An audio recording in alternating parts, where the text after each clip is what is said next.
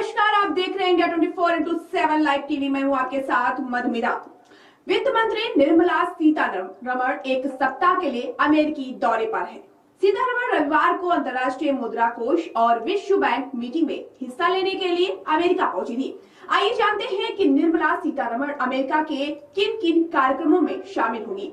बता दें, Nirmala Sitharaman world bank की 2023 स्प्रिंग मीटिंग में शामिल होंगी। इसके साथ ही वह IMF यानी इंटरनेशनल मॉनेटरी फंड की बैठक में भी हिस्सा लेंगी।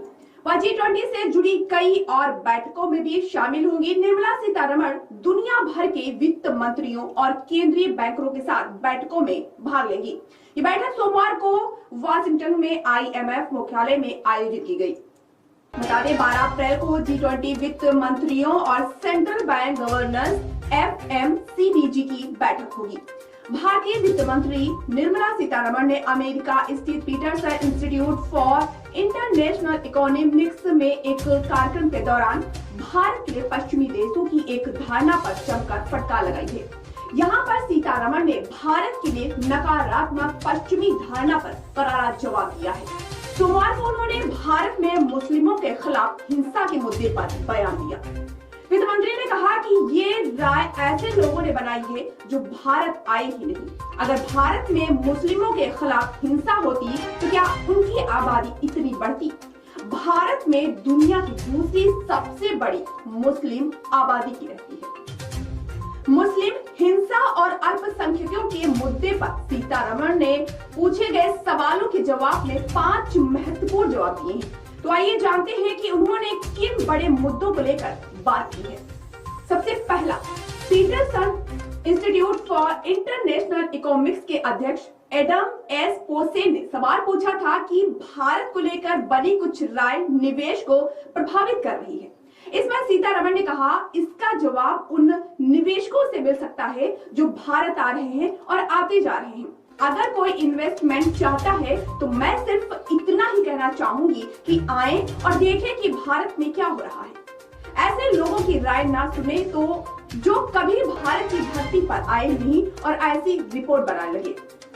भारत में दुनिया की दूसरी सबसे बड़ी मुस्लिम आबादी पोसेन ने निर्मला सीतारमण से पूछा कि पश्चिमी मीडिया में ये खबरें बहुत तेजी से आ रही हैं कि विपक्षी सांसद अपनी सदस्यता खो रहे हैं और भारत में मुस्लिम अल्पसंख्यक हिंसा का शिकार हो रहे हैं।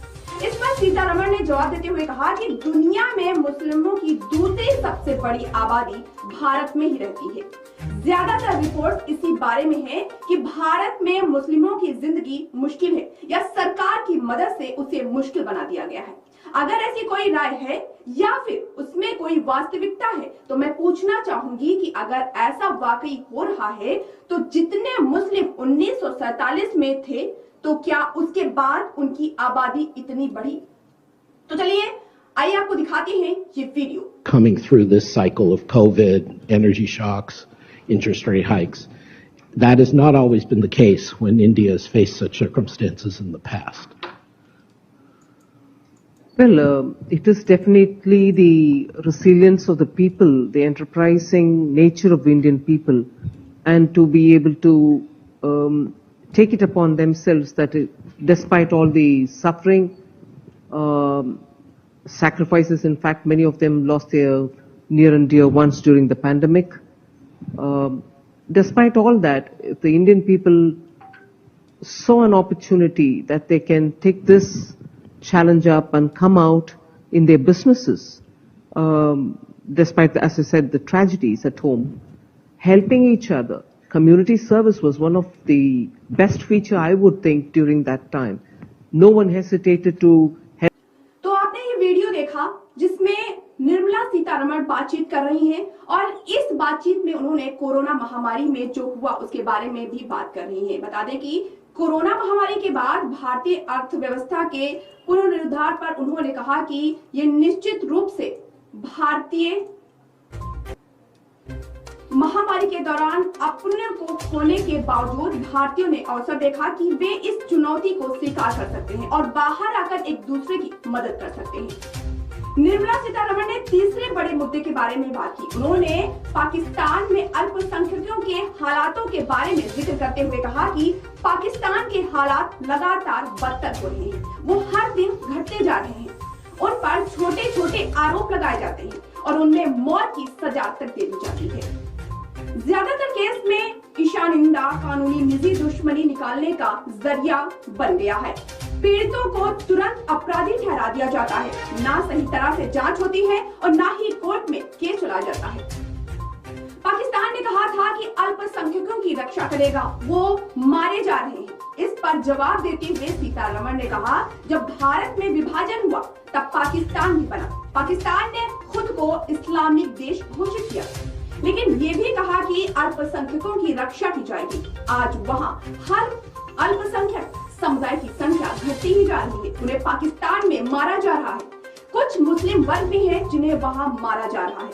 मुहाजिर, शिया और हर वो वर्ग जिसने मुख्य धारा को नहीं अपनाया, उनके खिलाफ वहाँ हिंसा हो रही है। वहीं आप भारत में देखेंगे कि मुस्लिम अपना व्यापार कर रहे हैं, उनके बच्चों को शिक्षा मिल रही है, सरकार उन्हें फैलोशिप दे रही है। वित्त मंत्री ने एक और करारा जवाब देते हुए कहा कि जो ऐसी रिपोर्ट बना रहे हैं कि भारत में मुस्लिमों के खिलाफ हिंसा हो रही है, तो ऐसी रिपोर्ट लिखने वाले भारत आए और अपनी बात साबित करें। उन्होंने कहा कि अगर पूरे भारत में मुस्लिमों के खिलाफ हिंसा रही होती तो वो प्रभावित होते। इससे साफ हो जाता है कि ये एक झूठा बयान है। इस बात पर कि ये भारत सरकार की खामी है, तो मैं कहूंगी कि 2014 से आज के बीच क्या आबादी घटी? क्या किसी एक समुदाय में मौतों का आंकड़ा बहुत ज्यादा बढ़ गया है? ऐसी रिपोर्ट लिखने वालों को मैं भारत बुलाना चाहूंगी कि आए और अपनी बात साबित करें। बता दें कि वित्त मंत्री निर्मला सीतारमण ने दावा किया है कि भारत के मुसलमान पाकिस्तान के मुस्लिमों से ज्यादा तरक्की कर रहे हैं। तो इसी तरह की बड़ी खबरों को देखने के लिए जुड़े रहिए इंडिया 24/7 लाइव टीवी के साथ। नमस्कार।